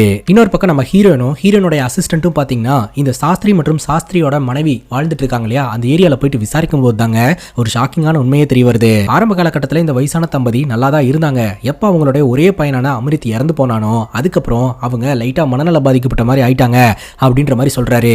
ஆனா அந்த ஆபீஸ்ல பாத்தீங்கன்னா சாஸ்திரியோட மனைவி, எங்க பையன் அமிர்த் வந்து நாங்க இல்லாம சாப்பிட மாட்டான், நாங்க உடனடியா போகணும் அப்படின்ற மாதிரி சொல்லிட்டு தானே போனாங்க. அப்ப உங்க பையன் இறந்து போயிட்டானா, அப்ப இல்லாத பையனை இருக்கிறதா நினைச்சு வாழ்ந்துட்டு இருக்காங்களா அப்படின்ற மாதிரி இவங்க யோசனை பண்ண ஆரம்பிக்கிறாங்க. இப்போ நம்ம ஹீரோனும் ஹீரோனுடைய அசிஸ்டன்ட்டும் பாத்தீங்கன்னா அஜய் சுஜய் கிட்ட வேலை பார்த்துட்டு இருந்தா அந்த பிரிட்ஜோடைய ஏரியா பக்கம் போய் விசாரணை பண்ண ஆரம்பிக்கிறாங்க. அப்பதான் ஒருத்தங்க சொல்றாங்க, 5 வருஷத்துக்கு முன்னாடி இந்த பிரிட்ஜோட பையன் மர்மமான முறையில் காணாம போயிருக்கான், இப்போ ரிட்டர்ன் வந்துட்டான். சோ அதனால இந்த ஏரியால இருக்கக்கூடிய எல்லாருமே அந்த பையனை தூக்கி வச்சு செலிப்ரேட் பண்ணிட்டு இருக்காங்க அப்படின்ற விஷயத்த சொல்றாங்க. இப்போ அந்த பையனை பாத்தீங்கன்னா ஸ்டேஷனுக்கு தூக்கிட்டு வந்துடுறாங்க. இப்போ அந்த பையனை பகடுகாயா வச்சு இந்த பிரிட்ஜு கிட்ட விசாரணை பண்ணலாம் அப்படின்ற மாதிரி சொல்லிட்டு பிரிட்ஜு கிட்ட இந்த போட்டோ ஒரு நிமிஷம் பாரு அப்படின்ற மாதிரி சொல்ல, பிரிட்ஜ் அந்த போட்டோ பார்த்து என் பையனே மகனே வந்துட்டியா அப்படின்ற மாதிரி ரொம்பவே சந்தோஷப்படுறாருங்க. அங்கதாங்க ஒரு ட்விஸ்ட் வைக்கிறாங்க. இந்த அஜய் சுஜய் பாத்தீங்கன்னா பிரிட்ஜு கிட்ட காயினை கொடுத்து, நாங்க எலெக்ஷன்ல ஜெயிக்கணும், எங்க உயிருக்கு எந்த ஆபத்து வந்துடக்கூடாதுன்னு தானே வரன் கேட்க சொன்னாங்க. ஆனா இவர் என்னன்னு வரம் கேட்டு வச்சிருப்பாருன்னா, 5 வருஷத்துக்கு முன்னாடி காணாம போன என் பையன் திரும்ப வரணும்னு வரம் கேட்டு வச்சிருந்திருப்பாருங்க. அந்த வரம் நிறைவேறப்படும் அப்படின்ற மாதிரி சொல்லிட்டு இவரோட கை கட்ட வரல எடுத்துட்டாங்க. சோ இவரு வரம் கேட்ட மாதிரியே 5 வருஷத்துக்கு முன்னாடி காணாம போன இவரோட பையன் ரிட்டர்ன் வந்துட்டான். அதை பார்த்து ரொம்பவே அதிர்ச்சி அடைகிறாரு, சந்தோஷமும் பண்றாரு. இப்ப போலீஸ்காரங்க பாத்தீங்கன்னா அது உன்னோட பையனே கிடையாது அப்படின்னு சொல்லிட்டு இன்டைரக்டா மிரட்டுறாங்க. உன் பையன் பேரை சொல்லிட்டு இவன் ஊரை ஏமாத்திட்டு இருக்கான், அதனால இவனை கஸ்டடியில வச்சு பொழக்க போறோம் அப்படின்னு சொல்லிட்டு இன்டைரக்டா மிரட்டுறாங்க. நீ அந்த கொலைகாரனை கண்ணால பாத்திருக்க, அந்த கொலைகாரனுடைய டீட்டெயில சொன்ன அப்படின்னா உன் பையனை பத்திரமா விட்டுருவோம், அப்படி இல்லனா கஸ்டடியில வச்சே போட்டு தள்ளிடுவோம் அப்படின்ற மாதிரி இவங்க மிரட்டுறாங்க. மிரண்டு போன பிரிட்ஜ் பாத்தீங்கன்னா சரி நான் உண்மையை சொல்லிடுறேன் அப்படின்ற மாதிரி சொல்றாரு. அங்க கட் பண்ணா அனன்யா நம்ம ஹீரோ மீட் பண்ணணும் அப்படின்ற மாதிரி சொல்லியிருந்தாங்க இல்லையா, இவங்க 2 பேருமே பாத்தீங்கன்னா ஒரு ஹோட்டல்ல ரூம் புக் பண்ணி அங்க போறாங்க. அந்த ரூமோட விண்டோ கர்டைனை விலக்கி பார்த்தா ஆப்போசிட் ரூம்ல தான் பாத்தீங்கன்னா அனன்யாவோட கணவர் இருக்கிறாரு. உள்ள போகும்போது வீல் சேர்ல உட்கார வச்சு கூட்டிட்டு போறாங்க. உள்ள போனா அங்க இருக்கக்கூடிய ஒரு லேடி கூட ஜாலியா ரொமான்ஸ் பண்ணிட்டு நடந்துட்டுலாம் இருக்கிறாருங்க. இவரால எழுந்திருச்சு நடக்கவே முடியாது அப்படின்னு ஊர் உலகம் நினைச்சுக்கிட்டு இருக்குது. ஆனா இவரால எழுந்திருச்சு நல்லாவே நடக்க முடியுது. இல்லிசிட் அஃபேர்லயும் இருந்துகிட்டு இருக்கிறாருங்க. இதெல்லாம் எப்படி அப்படின்ற மாதிரி ஹீரோ அனன்யாவை பார்த்து கேட்க, என் புருஷன் என்னை ஏமாத்திக்கிட்டு இருக்கான், அது மட்டும் இல்லாம கரெக்டா எலெக்ஷன் வர டைம்ல இவனால எழுந்து நடக்க முடியும், இது கடவுளோட அற்புதம் அப்படின்ற மாதிரி சொல்லி எலெக்ஷன்ல குட்டையை குழப்புவான். அதுக்கப்புறம் எனக்கு அற்புதம் நடந்திருக்கு, இதே மாதிரி என் மூலமா உங்களுக்கு அற்புதம் நடக்கும் அப்படின்ற மாதிரி பொய் சொல்லி ஓட்ட வாங்கிடலாம் அப்படின்றது தான் அவனுடைய பிளானா இருந்துட்டு இருக்கு. அதுக்கு அவனை விடவே கூடாது அப்படின்ற மாதிரி சொல்லிட்டு இங்கிருந்தே பாத்தீங்கன்னா அனன்யா எல்லாத்தையும் போட்டோ எடுத்து வச்சுக்கிறாங்க. இவரால நடக்க முடியும் அப்படின்ற விஷயம் உனக்கு எப்படி தெரியும் அப்படின்னு கேட்கும்போது, இது 2 வருஷ ரகசியம், பிசியோதெரப்பி பண்ணி இவருடைய கால் குணமாயிடுச்சு, ஆனா வெளி உலகத்துக்கு தெரியவே இல்லை. எப்படியும் எலெக்ஷன் டைம்ல இந்த மாதிரி அற்புதம் நடந்துருச்சு அப்படின்ற மாதிரி புருஷன் சொல்லுவான் இல்லையா, அப்ப இந்த வீடியோ போட்டு காமிச்சு அவனை டவுன் பண்ணிட்டு அனன்யாவே தொடர்ந்து எலெக்ஷன்ல நிக்கலாம் அப்படின்றது தான் இவங்களுடைய பிளான். அதனால தான் இப்படி வீடியோ எடுத்து வச்சுட்டு இருக்காங்க. நான் கூப்பிட்டதும் வந்ததுக்கு ரொம்ப நன்றி அப்படின்ற மாதிரி நம்ம ஹீரோ கிட்ட சொல்ல, இவங்க 2 பேரும் ஒண்ணா நின்று தம் அடிச்சுக்கிட்டு இருப்பாங்க. அங்க கட் பண்ணா மறுபடியும் இந்த ஜிம்மிக்கான மீட் பண்றதுக்காக ஹீரோ போறாருங்க. ஆக்சுவலா அந்த அபார்ட்மெண்ட் பில்டிங்ல கரண்ட் பிரச்சனை இருந்துட்டு இருக்குதுங்க. சோ அந்த பிரச்சனையை பாத்தீங்கன்னா அவரோட இன்ஃப்ளூயன்ஸை பயன்படுத்தி சரி பண்ணி கொடுக்குறாரு. அதன் மூலமா இந்த ஜிம்மிகான் கிட்ட ஃப்ரெண்ட் ஆகுறாருங்க. அந்த கொலைகள் சம்பந்தமா நீங்க ஆராய்ச்சி பண்ணிருக்கீங்க, அதை பத்தி நான் தெரிஞ்சுக்கணும்னு நினைக்கிறேன் அப்படின்ற மாதிரி சொல்ல, சரிவா நான் சொல்றேன் அப்படின்ற மாதிரி ஜிம்மிகான் கூட்டிட்டு போறாருங்க. இன்னொரு பக்கம் நம்ம ஹீரோ இருக்காங்க இல்லையா, இந்த பிரிட்ஜ் சொன்ன எல்லா விஷயத்தையுமே திரும்ப நினைச்சு பார்த்துட்டு அந்த சாஸ்திரியோட வீட்டுக்கு போறாங்க. இந்த அமானுஷமான கொலை வழக்குல ஏதாவது கேள்வி இருந்ததுன்னா நீங்க டைரக்டா என்னோட வீட்டுக்கே வாங்க அப்படின்ற மாதிரி சொல்லியிருந்தார் இல்லையா, அதனால இவங்க வீட்டுக்கே போறாங்க. இன்னொரு பக்கம் இந்த ஜிம்மிகான் பாத்தீங்கன்னா ஹீரோ கிட்ட ஒரு விஷயத்த சொல்றாருங்க. இந்த அபார்ட்மெண்ட் பில்டிங்கோட சீலிங் உடைஞ்சு போச்சுங்க, அதை சரி பண்றதுக்காக இவர் முயற்சி பண்ணிட்டு இருக்கும்போது இவருக்கு ரகசியமான ஒரு பொட்டி ஒன்று கிடைச்சிருக்குது. அந்த பொட்டிக்குள்ள பல தகவல் அடங்கிய பேப்பர்ஸ் கிடைச்சிருந்துருக்குதுங்க. 1952 பாத்தீங்கன்னா இப்ப நடந்துட்டு இருக்கு இல்லையா, இதே மாதிரியான சம்பவம் நடந்திருக்கு. அந்த டைம்ல இந்த ஊருடைய தலைவரா தலைவரா இருந்தவர் தான் பாத்தீங்கன்னா இவருடைய தாத்தாங்க. இந்த சீரிஸோட ஸ்டார்டிங் சீன்ல பார்த்தலையா, இந்த கிராமத்தோட ஊர் தலைவர் ஊர்க்காரங்களை எல்லாம் கூப்பிட்டுட்டு காட்டுக்குள்ள இந்த சூனியம் எல்லாம் பண்ணிக்கிட்டு இருக்காங்க, அந்த சூனியக்காரங்களை எல்லாம் ஓட ஓட விரட்டணும் அப்படின்னு சொல்லிட்டு எல்லாரும் போய் விரட்டுறதுக்காக போனாங்களே, அந்த ஊர் தலைவர் தான் இந்த ஜிம்மி கானோடைய தாத்தா. இன்னொரு பக்கம் அனன்யா பாத்தீங்கன்னா இந்த சாஸ்திரி கிட்ட விசாரணை பண்ணிட்டு இருக்கும்போது இந்த சாஸ்திரி ஒரு சில விஷயங்களை சொல்றாருங்க. நாம ஒரு விஷயத்த கூர்நோக்கு பார்வையோட பார்த்துட்டே இருந்தோம்னு வைங்களேன், திடீர்னு கண்ணை மூடினா கூட அந்த இமேஜ் நம்மளோட கற்பனையில வந்து நிற்கும் கொஞ்ச நேரத்துக்கு. ஸோ அந்த மாதிரி தான் வந்து என்னால இந்த ஆன்மாக்களை எல்லாம் பார்க்க முடியுது அப்படின்ற மாதிரி சொல்றாரு. அது மட்டும் இல்லாம அஜய் மற்றும் சுஜய் கிட்ட பேசினேன் அப்படின்ற மாதிரி அவர் சொல்றாரு. செத்து போன சுஜய் கிட்ட நீங்க பேசினீங்களா அப்படின்னு கேட்கும்போது ஆன்மாக்களுக்கு சாவே கிடையாது, என்னால கம்யூனிகேட் பண்ண முடியும் அப்படின்ற மாதிரி இவர் சொல்றாருங்க. இப்ப கூட உன்னால இறந்து போன அந்த சின்ன பொண்ணை உன்னால பார்க்க முடியுது தானே அப்படின்ற மாதிரி சொல்ல நம்ம ஹீரோயின் அப்படியே திரும்பி பார்க்கறாங்க. ஸோ அந்த பொண்ணு ஃபுட்பாலோட அங்கே நின்றுட்டு இருக்குங்க. அதே சமயம் இறந்து போன என்னுடைய பையனும் அந்த சேர்ல உட்காந்துக்கிட்டு இருக்கிறான் அப்படின்ற மாதிரி சொல்ல அந்த இடத்துல யாருமே இருக்க மாட்டாங்க, அந்த சேர் மட்டும் ஆடிக்கிட்டு இருக்கும். கரெக்டாக இந்த சாஸ்திரியோட மனைவி டீ கொண்டு வருவாங்க. இவன் இங்கே உட்காந்துட்டு இருக்கானா, நம்ம இப்படி சுற்றி போய்க்கலாம் அப்படின்ற மாதிரி அவங்க பேசிட்டே கொண்டு வந்து டீ கொடுப்பாங்க. இன்னொரு பக்கம் இந்த ஜிம்மி கான் அப்படின்றவரு நம்ம ஹீரோ கிட்ட அவங்க தாத்தா மறைச்சு வச்சிருந்த குறிப்பை வச்சு பேச ஆரம்பிக்கிறாருங்க. இந்த சிம்பிள் வந்து ஒரு மண்டலத்தை குறிக்குது, இந்த மண்டல் வந்து இந்த பிரபஞ்சத்தை குறிக்குது. அந்த பர்டிகுலர் சிம்பிள்ல பாத்தீங்கன்னா 8 பிரிவு இருக்குதுங்க. ஸோ 8 விஷயத்தை வந்து அது குறிக்குது அப்படின்ற மாதிரி ஜிம்மி கான் சொல்றாரு. இந்த சிம்பிள்ல இருக்கக்கூடிய 8 குறியீடுகளையும் டீகோட் பண்ணா ஒன்னும் ஒரு விஷயத்த சொல்லுதுங்க. முதல் குறியீடு ஒரு பயணியோட உடல் அப்படின்ட்டு. படத்தோட ஸ்டார்டிங் சீன்ல டிராவல் பண்ணி வந்த அபிஷேக் வந்து கொல்லப்பட்டு அவருடைய நெஞ்சு பகுதி மட்டும் காணாம போயிருந்திருக்கும். அவரோட கை கால்கள்லாம் வந்து தலையோட ஸ்டிச் பண்ணப்பட்டு ஆத்துல மிதந்து வந்திருக்கும். ரெண்டாவது அண்ணன் தம்பிங்களுடைய கைகள் அப்படின்ட்டு. ஸோ ரெண்டாவது அஜய் சுஜயோடைய கைகள் துண்டிக்கப்பட்டு கொலை செய்யப்பட்டு இறந்து போனாங்க இல்லையா, ஸோ அதைத்தான் ரெண்டாவது சிம்பிள் குறிக்குது. மூணாவது ஆசிரியருடைய தலை அப்படின்ற மாதிரி மென்ஷன் பண்ணி இருக்குதுங்க. ஸோ இதைய பேஸ் பண்ணி தான் ஜிம்மி கான் பாத்தீங்கன்னா இந்த சாஸ்திரி கிட்ட அடுத்து உன்னையே தான் கொல்ல போறாங்க அப்படின்ற மாதிரி சொல்லி இருந்திருப்பாரு. இந்த கொலைகள் அடுத்தடுத்து நடக்கிறதுனால அடுத்து சாக போறது நம்ம தான் அப்படின்னு சொல்லிட்டு இந்த சாஸ்திரிக்கு எல்லாமே தெரிஞ்சு போச்சுங்க. இன்னொரு பக்கம் நம்ம ஹீரோன் சாஸ்திரி கிட்ட விசாரணை பண்ணிக்கிட்டு இருந்தாங்க இல்லையா, உங்களால ஆன்மா கூட எல்லாம் கம்யூனிகேட் பண்ண முடியும் அப்படின்னு ஸ்ட்ராங்கா சொல்றீங்க, அப்படி இருக்கும்போது உங்களால கொலகாரனையும் பார்த்திருக்க முடியும் தானே, கொலகாரன் பார்க்கறதுக்கு எப்படி இருந்தா அப்படின்னு கேட்கும்போது கொலகாரன் முகத்தை மூடி இருந்தான், அவன் நிதானமா செயல்பட்டான், அவன் ரொம்பவே சக்தி வாய்ந்த ஒரு ஆளு, அவனை யாராலையுமே தடுக்க முடியாது, அப்ப நீங்க சொல்றத பார்த்தா அடுத்தடுத்து கொலைகள் நடந்துட்டே இருக்கும்னு நினைக்கிறீங்களா அப்படின்னு ஹீரோயின் கேட்க அதுக்கு இந்த சாஸ்திரி சொல்றாருங்க, என்னுடைய நண்பன் ஜிம்மி வந்து இது சம்பந்தமா தான் ஆராய்ச்சி பண்ணிட்டு இருக்கான், அவனோட ஆராய்ச்சியின் படி அடுத்து சாக போறது ஒரு ஆசிரியர் அப்படின்ற மாதிரி போட்டிருக்கு, அப்ப நான் தானே சாக போறேன் அப்படின்ற மாதிரி இவர் சொல்லிக்கிட்டு இருக்காருங்க. இன்னொரு பக்கம் நம்ம ஹீரோ பாத்தீங்கன்னா இந்த ஜிம்மி கான் கிட்ட உங்க தாத்தா ஏன் இது இன்கம்ப்ளீட்டா விட்டுட்டு போயிட்டாரு அப்படின்ற மாதிரி கேட்க அப்பதான் ஒரு நியூஸ் பேப்பர் கட்டிங்க நம்ம கிட்ட காட்டுறாங்க. ஆக்சுவலா அன்னைக்கு நடந்த சம்பவத்துல இவங்க தாத்தாவும் அந்த கிராமமும் பாத்தீங்கன்னா அந்த சூனியக்காரிங்க இடத்துக்கு போய் அந்த இடமே தரமட்டமாயி அவங்க எல்லாம் அழிஞ்சு போயிட்டாங்க அப்படின்ட்டு. இன்னொரு பக்கம் நம்ம ஹீரோயின் பாத்தீங்கன்னா சாஸ்திரி கிட்ட பேசிக்கிட்டு இருக்கும்போதே வந்துட்டான் அப்படின்ற மாதிரி சொல்றாங்க. யாரு அப்படின்னு கேட்கும்போது மரணம் அப்படின்ற மாதிரி சொல்லிட்டு இவர் நெஞ்ச புடிச்சுக்கிட்டு பட்டுன்னு கீழே விழுந்துடுறாருங்க. இவருடைய தலை அங்க இருக்கக்கூடிய டேபிள் அடிச்சு ஸ்பாட்லயே இறந்து போறாரு. அதை பார்த்து நம்ம ஹீரோயின் பயங்கர ஷாக் ஆயிடுறாங்க. உடனே இந்த சாஸ்திரியோட மனைவியை சத்தம் போட்டு கூப்பிடுறாங்க, இங்க வாங்க இங்க வாங்க அப்படின்னு சொல்லிட்டு. ஆனா அவங்க எந்த ஒரு ரெஸ்பான்ஸும் பண்ணவே இல்லை. அவங்க மனைவியோட பேரு காளிந்தி. காளிந்தின்னு சொல்லிட்டு ஒரு ரூம்குள்ளேயே போனா ஒரு ரூம்குள்ள தலை துண்டிக்கப்பட்டு இறந்து கிடக்குறாங்க. அதை பார்த்து இவங்க மிரண்டு போயிடுறாங்க. இந்த ஜிம்மி கான் சொல்லியிருந்தார் இல்லையா, மூன்றாவது கொலை ஆசிரியருடைய தலை அப்படின்ட்டு. தக்காளி அங்கதாங்க ஒரு ட்விஸ்ட். இந்த சாஸ்திரி வந்து ஆசிரியர் கிடையாது, சாஸ்திரியோடைய மனைவி தான் ஆசிரியர். அதனால ஆசிரியருடைய தலையை தூக்கி இருந்திருக்குது. அங்க கட் பண்ணா இப்ப நம்ம ஹீரோடைய பிளாஷ்பேக்கை நம்ம கிட்ட காட்ட ஆரம்பிக்கிறாங்க. நம்ம ஹீரோ பாத்தீங்கன்னா கவிதா கூட சந்தோஷமா வாழ்ந்துட்டு இருந்திருக்காருங்க. கூடி சீக்கிரம் இவங்க கல்யாணம் பண்றதா இருந்திருக்குது.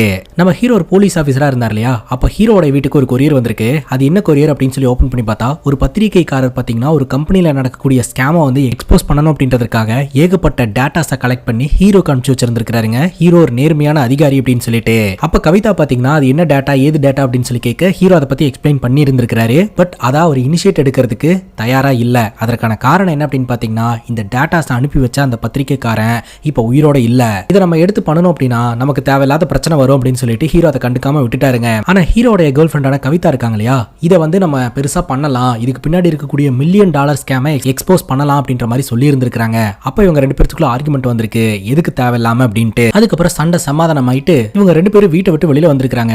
சோ இவங்க கிட்ட தான் அந்த பத்திரிகைக்காரர் வந்து அந்த டேட்டாஸ் எல்லாம் அமுச்சு வச்சிருக்காங்க அப்படின்ற டீடைல் வந்து அந்த கம்பெனிக்காரங்களுக்கு தெரிஞ்சு போச்சு போல. சோ இவங்க ரெண்டு பேரோட கதையை முடிச்சிடலாம் அப்படின்ற மாதிரி சொல்லிட்டு பயங்கரமா அட்டாக் பண்ணி இருந்திருக்காங்க. அந்த அட்டாக்ல பாத்தீங்கன்னா இவருக்கு குண்டடிப்பட்டு இருந்திருக்குது. அதே சமயம் இவருடைய கேர்ள் ஃபிரெண்டோட தலையில பலமா அடிச்சதுனால நம்ம ஹீரோட கேர்ள் ஃபிரெண்ட் கோமா ஸ்டேஜுக்கு போயிட்டாங்க. ஹீரோக்கு குண்டடி பட்டும் பாத்தீங்கன்னா எப்படியோ உயிர் தப்பிச்சு வந்துட்டாருங்க. சோ இப்படிதான் ஹீரோட கேர்ள் ஃபிரெண்டான கவிதா வந்து கோமா ஸ்டேஜ்ல ஹாஸ்பிட்டல்ல அட்மிட் செய்யப்பட்டிருக்காங்கன்ற டீடைல் நமக்கு தெரிய வருது. இப்ப சாஸ்திரியோட வீட்டுல கிரைம் சீன் மார்க் பண்ணப்பட்டு போலீஸ்காரங்க எல்லாம் வந்து இன்வெஸ்டிகேஷன் நடத்திட்டு இருக்காங்க. கிரைம் சீன்லயே இருந்த நம்ம ஹீரோனுக்கும் ஒன்னும் புரியல இந்த மர்டர் எப்படி நடந்தது அப்படின்ட்டு ஊருக்குள்ள எல்லாருமே பேசிக்கிறாங்க, ஏன் இந்த ஊர்ல மட்டும் இந்த மாதிரி சம்பவங்கள்லாம் அடுத்தடுத்து நடந்துகிட்டே இருக்கு அப்படின்ட்டு. இதுக்கு பின்னாடி இருக்கக்கூடிய மர்மம் என்ன அப்படின்னு இன்னுமே நம்ம ஹீரோனாலையும் சரி ஹீரோயினாலையும் சரி கண்டுபிடிக்கவே முடியலங்க. புரியாத புதிராவே இருக்கு. நம்ம ஹீரோ பாத்தீங்கன்னா அந்த சாஸ்திரியோட வீட்டுக்கு வராரு. இந்த வீடியோ ஒரு மாதிரி நாத்தடிக்குது, என்ன நாத்தம் அப்படின்ற மாதிரி கேட்க, அப்பதான் நம்ம ஹீரோயின் பாத்தீங்கன்னா ஒரு மாத்திரை எடுத்து காட்டுறாங்க. அந்த நாத்தத்துக்கு இதுதான் காரணம் அப்படின்ட்டு. அந்த மாத்திரையில தீய வச்சு தூக்கி போட்டா அது ஒரு புகையை உருவாக்குங்க. அந்த புகையை சுவாசிக்கிறதன் மூலமா உடல் அப்படியே மரத்து போய் நின்றுங்க. சோ அதை பயன்படுத்தி தான் கில்லர் வந்து ஈஸியா அவன் நினைச்சதை பண்ணிட்டு போறான் அப்படின்ற மாதிரி ஹீரோயின் சொல்றாங்க. உடனே அந்த மாத்திரையை கொடு, நான் இன்வெஸ்டிகேஷன் பண்ணணும் அப்படின்ற மாதிரி கேட்க, அதெல்லாம் தர முடியாது அப்படின்ற மாதிரி ஹீரோயின் சொல்லிடுறாங்க. ஆனா நம்ம ஹீரோ பேசிக்கிட்டு இருக்கும்போதே சைஸா அந்த மாத்திரையை சுட்டாருங்க. அது மட்டும் இல்லாம ஹீரோ அவர் கண்டுபிடிச்ச ஃபைண்டிங்ஸ் எல்லாத்தையும் ஹீரோயின் கிட்ட எக்ஸ்பிளைன் பண்றாரு. ஜிம்மி கான் அப்படின்ற நபரை மீட் பண்றதுக்காக போன அவரு இந்த சிம்பிளுக்கு பின்னாடி இருக்கக்கூடிய அர்த்தங்களை என்கிட்ட சொன்னாரு. முதல் சிம்பிள் பயணியின் உடல், இரண்டாவது சிம்பிள் அண்ணன் தம்பிகளின் கை, மூன்றாவது சிம்பிள் ஆசிரியரின் தலை. இந்த சிம்பிள்ல இருக்கிறது அப்படியே இது வரைக்கும் நடந்திருக்கு. இது எல்லாமே அவங்க தாத்தாவுடைய குறிப்புல இருந்தது அப்படின்ற மாதிரி சொன்னாரு. இதே மாதிரி 5 கொலைகள் நடக்கும் அப்படின்ற மாதிரியும் சொல்லி இருக்கிறாரு அப்படின்னு சொல்ல, இன்வெஸ்டிகேஷன் டீம் பாத்தீங்கன்னா ஒரு நிமிஷம் இந்த அலமாரியை வந்து பாருங்க அப்படின்ற மாதிரி சொல்ல, உடனே நம்ம ஹீரோயின் பாத்தீங்கன்னா அங்க போய் அந்த அலமாரியை டார்ச் அடிச்சு பாக்குறாங்க. பார்த்தா அங்க இருக்கக்கூடிய ஒரு இடம் மட்டும் சீக்கிரட்டா இருக்கிற மாதிரி தோணுதுங்க. அதை ஓபன் பண்ணி பார்த்தா உள்ள சில பொருட்கள்லாம் இருக்குது. தக்காளி அதுக்குள்ள என்ன பொருள் இருந்தது அப்படின்னா, இந்த ஜிம்மி கான் சொன்ன அந்த பெரிய சிம்பிள் இருக்கு இல்லையா, அதே மாதிரியான தோற்றத்துல நிறைய விஷயங்கள் உள்ள இருக்குதுங்க. அது எல்லாத்தையும் எடுத்து பாத்துக்கிட்டு இருக்காங்க. இது எல்லாத்தையுமே கொண்டு போய் ஜிம்மி கான் கிட்ட காமிச்சு, இதை பத்தி உங்களுக்கு ஏதாவது தெரியுதா அப்படின்னு கேட்கும்போது, அப்பதான் ஜிம்மி கான் சொல்றாரு, நாம நினைச்சிட்டு இருந்தோம் சாஸ்திரி தான் வந்து ஆசிரியர் அப்படின்னு சொல்லிட்டு. சோ சாஸ்திரியோடைய மனைவி காலந்தி இருக்காங்க இல்லையா, அவங்க தான் வந்து ஆசிரியர். அவங்க தான் பாத்தீங்கன்னா எல்லோருக்கும் காயின்ஸை கொடுத்து நீ அங்க போய் வரம் வாங்கிக்கோ அப்படின்ற மாதிரி சொல்லி அமுச்சு வச்சிருந்திருக்காங்க அப்படின்ற உண்மையை இந்த ஜிம்மி மூலமா இவங்க கண்டுபிடிக்கிறாங்க. சாஸ்திரியை போஸ்ட்மார்ட்டம் பண்ணதுல சாஸ்திரியோட உடம்புல விஷம் இருக்கிறத கண்டுபிடிச்சிருந்திருக்காங்க. ஆக்சுவலா சாஸ்திரி குடிச்சார் இல்லையா டீ, அந்த டீல மருந்து கலந்துருக்காங்க. மருந்து கலந்தது வேற யாரும் கிடையாது, அவருடைய மனைவி காலந்தி தான். ஸோ காலந்தி தான் பாத்தீங்கன்னா டீச்சர் தான் வந்து கில்லர் கொலை பண்ணி இருந்திருக்கான். அவங்களோட கணவரை அவங்க தான் கொலை பண்ணி இருந்திருக்காங்க. இதெல்லாம் பாத்தீங்கன்னா 73 வருஷத்துக்கு முன்னாடியே உங்க தாத்தா எழுதி வச்சிருக்கிறதா வந்து ஜிம்மி சொல்றாருங்க. அப்பதான் நம்ம ஹீரோன் ஒரு விஷயத்தை முன்வைக்கிறாங்க. இந்த பிரிட்ஜ் சொன்னா அந்த வர்ணா காட்டுக்குள்ள காயினை கொண்டு போய் போட்டா கட்டவரல வந்து பலி கொடுக்கறதன் மூலமா நமக்கு வந்து வரம் கிடைக்கும் அப்படின்னு சொல்லிட்டு. சோ அந்த காயின் வந்து பிரிட்ஜ் கிட்ட கிடைச்சது இல்லையா, அதே மாதிரி உங்க அம்மா கிட்ட இருந்து ஒரு காயின் கிடைச்சது நீ சொன்ன. இப்போ உன்னோட அம்மாவும் வரம் கேட்டிருக்கிறதுக்கு வாய்ப்பு இருக்கு அப்படின்ற மாதிரி சொல்ல, இருக்கலாம் அப்படின்ற மாதிரி ஹீரோ சொல்றாருங்க. இப்போ அந்த சின்னத்துல பாத்தீங்கன்னா பேலன்ஸ் 5 சிம்பிள் இருக்குது. அதாவது அடுத்த 5 கொலைகள் நடக்க போகுது. சோ அந்த 5 சிம்பிளுக்கு பின்னாடி இருக்கக்கூடிய மீனிங் என்ன அப்படின்றத சீக்கிரமா டீகோட் பண்ணி சொல்லுங்க, அந்த கொலை நடக்காம தடுக்கிறதுக்கு பார்க்கலாம் அப்படின்ற மாதிரி ஹீரோன்னு சொல்றாங்க. இப்போ நம்ம ஹீரோ பாத்தீங்கன்னா அவரோட பெஸ்ட் ஃப்ரெண்டை மீட் பண்றதுக்காக போறாருங்க. அவர்கிட்ட இந்த மாத்திரையை காட்டுறாரு. இந்த மாத்திரையை எரிக்கிறதன் மூலமா ஒரு புகை உண்டாக்கப்படும். சோ அந்த புகையை சுவாசிக்கிறதன் மூலமா உடல் செயல் இழக்கப்படும். இதை வச்சுதான் வந்து கில்லர் கொலை பண்ணிக்கிட்டு இருக்கான். இந்த மாத்திரை எங்க கிடைக்கும் அப்படின்றத நம்ம கண்டுபிடிச்சோம்னா கில்லரை ஈஸியா நெருங்கிடலாம் அப்படின்னு சொல்லிட்டு ஹீரோ அவரோட ஃப்ரெண்டோட இன்ஃப்ளூயன்ஸை பயன்படுத்தி எல்லா மெடிக்கல் ஷாப்லயும் விசாரணை பண்ண சொல்றாருங்க. இந்த பர்டிகுலர் மாத்திரையை எடுத்துட்டு பலதரப்பட்ட இடங்கள்ல இவங்க விசாரணை பண்ண ஆரம்பிக்கிறாங்க. யாருக்குமே அந்த மாத்திரையை பத்தி தெரியலங்க. இது வரைக்கும் யாருமே அந்த மாத்திரையை பார்த்ததே இல்ல அப்படின்ற மாதிரிலாம் சொல்றாங்க. இப்போ இந்த ஜிம்மி கான் இருக்கிறார் இல்லையா, நம்ம ஹீரோக்கு போனை போட்டு வர சொல்றாரு. 4வது சிம்பிளுக்கு பின்னாடி இருக்கக்கூடிய மர்மத்தை நான் கண்டுபிடிச்சிட்டேன் அப்படின்ற மாதிரி சொல்றாரு. அதுக்கு பின்னாடி இருக்கக்கூடிய விஷயம் என்ன அப்படின்னா இளவரசியின் முகம். அடுத்த கொலை கண்டிப்பா ராஜ குடும்பத்தை சார்ந்த ஒரு பெண்ணாதான் இருப்பா அப்படின்ற மாதிரி இவர் சொல்றாருங்க. இன்னொரு பக்கம் இந்த அனன்யா இருக்காங்க இல்லையா, பொலிட்டிக்கல் ரேலில எல்லாம் கலந்துக்கிறாங்க, ஓட்டு கேட்டு போக ஆரம்பிக்கிறாங்க. அப்ப கரெக்டா நம்ம ஹீரோ அனன்யாக்கு போனை போட்டு அடுத்த சிம்பிள டீகோட் பண்ணியாச்சு, ஒரு இளவரசியின் முகம் அப்படின்ற மாதிரி போட்டிருக்கு. சோ நீ தான் வந்து அடுத்த டார்கெட்டா இருக்கிறதுக்கு வாய்ப்பு இருக்கு அப்படின்ற மாதிரி சொல்ல, எந்த ஆங்கிள் நான் இளவரசி மாதிரி உனக்கு தெரிஞ்ச அப்படின்னு கேட்கும்போது, இல்ல நீ ராஜ குடும்பத்தை சார்ந்தவ, இப்ப பாலிடிக்ஸ்ல இருக்கிற, அதாவது ஒரு இடத்த ஆளக்கூடிய இடத்துல நீ இருந்துகிட்டு இருக்கிற, அதனால மேபி கில்லர் உன்னை டார்கெட் பண்றதுக்கு வாய்ப்பு இருக்கு அப்படின்ற மாதிரி ஹீரோ சொல்றாருங்க. சரி நீ எதை பத்தியும் கவலைப்படாத, செக்யூரிட்டி இங்க டைட்டா தான் இருக்கு, எல்லாமே கண்ட்ரோல்ல தான் இருக்குது அப்படின்ற மாதிரி அனன்யா சொல்லிடுறாங்க. இன்னொரு பக்கம் நம்ம ஹீரோயின் இறந்து போன அபிஷேக பத்தி விசாரணை பண்றதுக்காக போறாங்க. அபிஷேக் இருக்கிறார் இல்லையா, ஒரு விமனைசர் அப்படின்ற மாதிரி அவங்களோட கேர்ள் ஃப்ரெண்ட் சொல்றாங்க. அது மட்டும் இல்லாம மேரேஜ் ஆன ஒரு பொண்ணு கூட ரிலேஷன்ஷிப்ல இருந்தான். அந்த பொண்ணோட ஹஸ்பண்ட் ஒரு போலீஸ் ஆபீசருங்க. அந்த பொண்ணோட ஹஸ்பண்ட் கையும் களவுமா இவங்க 2 பேர்த்த புடிச்சிட்டாங்க. அந்த பயத்திலேயே பாத்தீங்கன்னா இந்த அபிஷேக் வந்து கொஞ்ச நாள் தலைமறைவா இருந்திருக்கான். அதுக்கப்புறம் ரிட்டர்ன் வந்திருக்கான். ரிட்டர்ன் வரும்போது அவனோட கை கட்டவரல் பாத்தீங்கன்னா துண்டிக்கப்பட்ட நிலைமையில இருந்திருக்கு. அது எப்படி ஆச்சு அப்படின்னு தெரியல. அதே சமயம் அந்த பொண்ணுடைய கணவனான அந்த போலீஸ் ஆபீசர் இருக்கிறார் இல்லையா, ஒரு ஆக்சிடென்ட்ல இறந்து போயிட்டாரு அப்படின்ற மாதிரி கேர்ள் ஃப்ரெண்ட் சொல்றாங்க. இதை வச்சு பார்க்கும்போது கட்டவரல கொடுத்து இவன் வரம் கேட்டு இருந்திருக்கான். சோ அந்த வரம் மேபி அந்த போலீஸ் ஆபீசர் சாகணும்ன்ற வரமா இருந்திருக்கலாம் அப்படின்ற மாதிரி நமக்கு தெரிய வருதுங்க. அது மட்டும் இல்லாம அபிஷேக் ரிட்டர்ன் வரும்போது அவனோட பிஹேவியர்ல நிறைய மாற்றம் தெரிஞ்சது அப்படின்ற மாதிரி சொல்லிட்டு அவனோட ரூமுக்குள்ள சில போட்டோஸ் கிடைச்சது. அந்த போட்டோஸ்க்கு பின்னாடி இந்த காயின் இருந்தது அப்படின்னு சொல்லிட்டு அந்த போட்டோஸையும் காயினையும் கொடுக்க, அந்த போட்டோல இருக்கிறது வேற யாரும் கிடையாதுங்க, காலிந்தி அப்படின்ற அந்த சாஸ்திரியோட மனைவி தான். சோ இறந்து போன அபிஷேக் பாத்தீங்கன்னா இந்த காயினை பயன்படுத்தி இருக்கிறான் அப்படின்றது நமக்கு தெரிய வருது. இப்போ நம்ம ஹீரோ பாத்தீங்கன்னா அனன்யாவுக்கு பாதுகாப்பு கொடுக்கணும் அப்படின்னு சொல்லிட்டு அனன்யாவுடைய வீட்டுக்கு வராருங்க. அனன்யாவை பார்த்து இவரு சைட் அடிக்கவும் ஆரம்பிக்கிறாரு. அப்பதான் இவங்க 2 பேரும் தனியா போய் பேசிப்பாங்க. முதல்ல நம்ம ஹீரோ வந்து கவிதாவை பாக்குறதுக்கு முன்னாடி அனன்யாவை தான் பார்த்திருந்திருப்பாரு. இருந்திருப்பாரு. அனன்யாவை தான் கல்யாணம் பண்ணிக்கணும்னு ஆசைப்பட்டு இருந்திருப்பாரு. ஆனா சிச்சுவேஷன்ஸ் அப்படியே மாறி கடைசியில கவிதா கூட இவருக்கு ரிலேஷன்ஷிப் ஏற்பட்டுருச்சுங்க.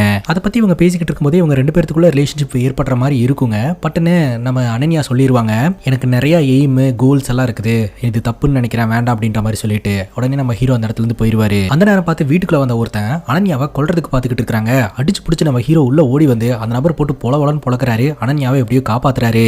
யார் இவன் அப்படின்னு பார்த்தா இவன் வேற யாரும் கிடையாதுங்க, அஜய் சுஜய் இருக்கானுங்க இல்லையா, அவனுங்களுடைய 3வது தம்பி. இவன் தான் கொஞ்சம் அவசர புத்திக்காரன், நமக்கு ஆல்ரெடி தெரியும் இல்லையா. சோ அண்ணனுங்களை கொன்னதுக்கு பழி வாங்குறதுக்காக இந்த இடத்துக்கு வந்திருக்கான் அப்படின்றது இதுல இருந்து தெரிய வருது. அங்க கட் பண்ணா விசித்திரமான முறையில் இருக்கக்கூடிய ஒரு மெடிக்கல் ஷாப்பை நம்ம ஹீரோட ஃப்ரெண்டு பாக்குறாருங்க. இந்த விசித்திரமான மெடிக்கல் ஷாப்பை நம்ம ஆல்ரெடி பார்த்திருக்கோம். எங்க பார்த்திருக்கோம் அப்படின்னா, இந்த அபிஷேக்கோட கேர்ள் ஃப்ரெண்டு ஒரு போட்டோ கொடுத்தாங்க இல்லையா, அந்த போட்டோல கூட காலந்தி நின்னுட்டு இருப்பாங்க. பேக்ரவுண்ட்ல இந்த மெடிக்கல் ஷாப் தான் இருக்கும்.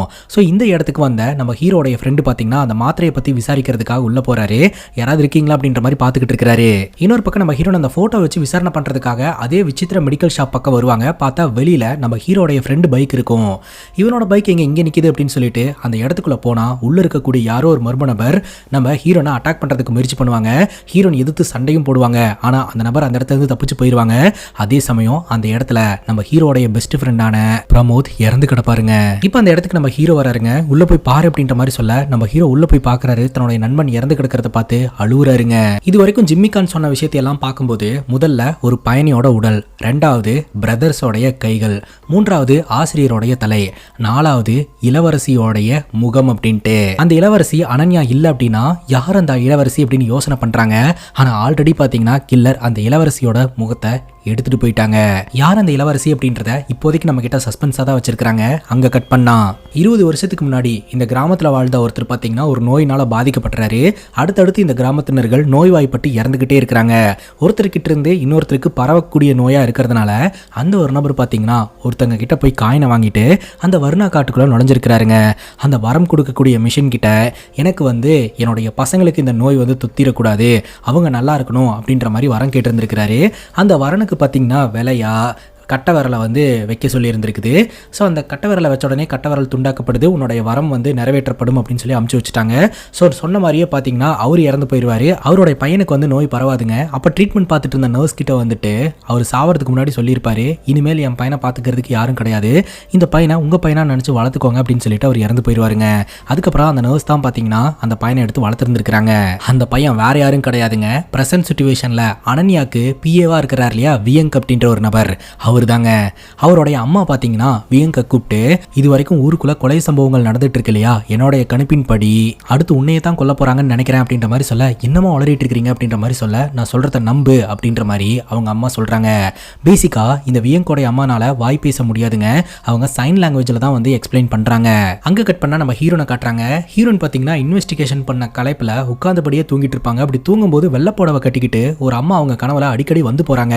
அது யாரு என்னன்னே நம்ம ஹீரோனுக்கு தெரியறது இல்லங்க. திரும்ப திரும்ப அந்த கனவு வந்துகிட்டே இருக்குது. தக்காளி அங்கதாங்க ஒரு ட்விஸ்ட். கோமா ஸ்டேஜ்ல இருந்த ஒரு பெண்ணோடைய முகத்தை மட்டும் கட் பண்ணி எடுத்துட்டு போயிருக்காங்கன்ற தகவல் ஹாஸ்பிட்டல்ல இருந்து வருதுங்க. அடிச்சு புடிச்சு போய் பார்க்கும்போது தான் தெரிய வருது, செத்து போனது வேற யாரும் கிடையாது, அந்த இளவரசி வேற யாரும் கிடையாது, நம்ம ஹீரோட கேர்ள் ஃப்ரெண்டான கவிதா. அந்த சிம்பிளோட அடிப்படையில அடுத்து இளவரசியின் முகம் அப்படின்ற மாதிரி தானே போட்டுருந்துச்சு. சோ அனன்யாவுடைய தங்கச்சி தான் இளவரசி. சோ தங்கச்சியோட முகத்தை தான் பாத்தீங்கன்னா கில்லர் எடுத்துட்டு போயிருந்திருக்கான். இதன் மூலமா அனன்யாவோட தங்கச்சி கவிதா இறந்தே போயிட்டாங்க. ஒரே டைம்ல ஹீரோட பெஸ்ட் ஃப்ரெண்ட் பிரமோதும் இறந்து போயிட்டாரு, அவங்களோட கேர்ள் ஃப்ரெண்டான கவிதாவும் இறந்து போயிட்டாங்கன்னு சொல்லிட்டு ஹீரோ ரொம்பவே இடிஞ்சு போயிடுறாருங்க. அப்பதான் நம்ம ஹீரோன் அவங்களோட கதையை சொல்ல ஆரம்பிக்கிறாங்க.